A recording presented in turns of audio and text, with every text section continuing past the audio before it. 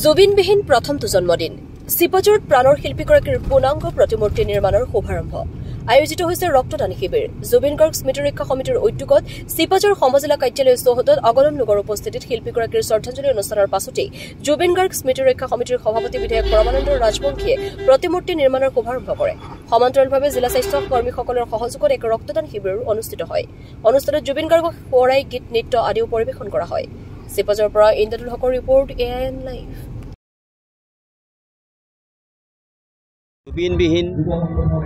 প্ৰথমটো আজি পুৱা আৰু আচলতে আমি জুবিনৰ মৃত্যুৰ দিনাখনেই ঘোষণা কৰিছিলোঁ যে জুবিনক আমি কেতিয়াও কায়িকভাৱে মৃত্যু হ'ল ঠিকেই কিন্তু আমি তেওঁক অমৰ কৰি ৰাখিম আৰু সেই অমৰ কৰি ৰখাৰ যিটো নেকি আমাৰ ঘোষণা সেই ঘোষণা মতেই আজি তেওঁৰ জন্মদিনত এই ধৰণে আজি জুবিনৰ যি পূৰ্ণাংগ প্ৰতিমূৰ্তি স্থাপনত আজি গোটেই চিপাঝাৰবাসী ৰাইজ আৰু বিশিষ্ট ব্যক্তিসকল আহি উপস্থিত হৈছে আৰু একেধৰণে আজি পূৰ্ণাংগ মূৰ্তিৰ শুভাৰম্ভ কৰাৰ উপৰিও আধাৰশিলা স্থাপন কৰাৰ উপৰিও আজি আমাৰ যি নেকি জীৱন সুৰভি নামৰ এটা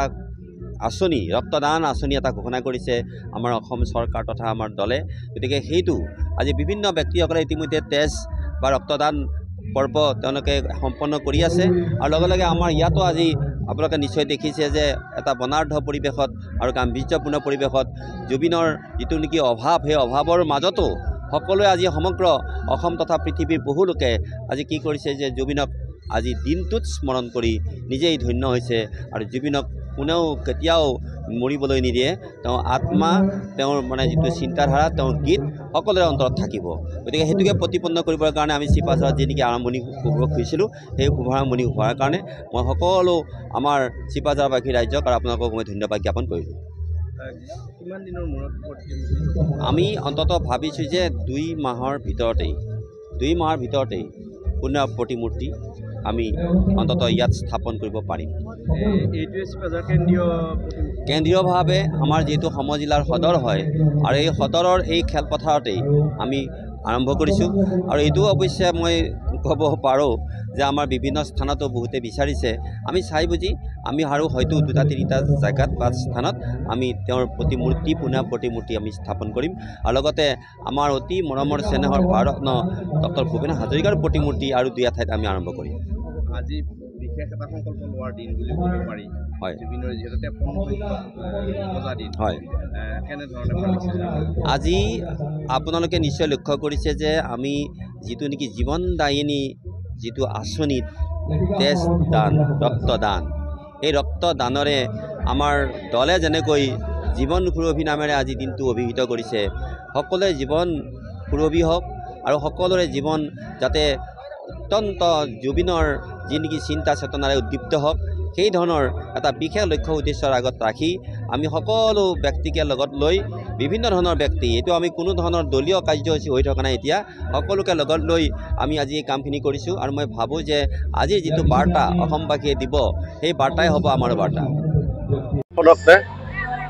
হয় ৰক্তদান মহান দান আজি জুবিনদাবিহীন প্ৰথমটো তেখেতৰ জন্ম জয়ন্তী বুলিয়ে ক'ব লাগিব ভাৰতীয় জনতা পাৰ্টি দৰং জিলাৰ উদ্যোগত যি এই ৰক্তদান যি অনুষ্ঠান কৰিছে আমাৰ 53 সংখ্যক জুবিনদাৰ জন্ম জয়ন্তী এই জন্ম জয়ন্তীত এই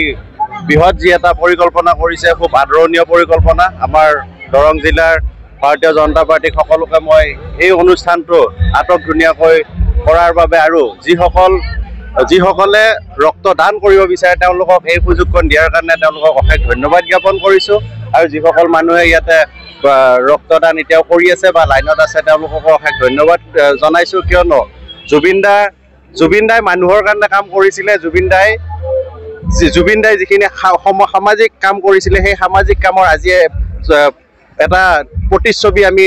দাঙি ধৰিব পাৰিছোঁ বা প্ৰতিচ্ছবি দেখুৱাব পাৰিছোঁ এই তেখেতৰ জন্মদিনত মহান শিল্পীগৰাকীৰ জন্মদিনত আজি দলে বলে সকলো মানুহ আহিছে এই ৰক্তদান অনুষ্ঠানত সকলোৱে যোগদান কৰিছে অংশ লৈছে সকলোৱে ৰক্তদান কৰিছে আৰু আগন্তুক দিনতো এনেকুৱা আমাৰ অনুষ্ঠান হৈ থাকিব তাৰ কাৰণে মই আশাবাদী আৰু আপোনালোককো ধন্যবাদ জ্ঞাপন কৰিছোঁ। যিকোনো খবৰ আৰু বিজ্ঞাপনৰ বাবে যোগাযোগ কৰক 7896121996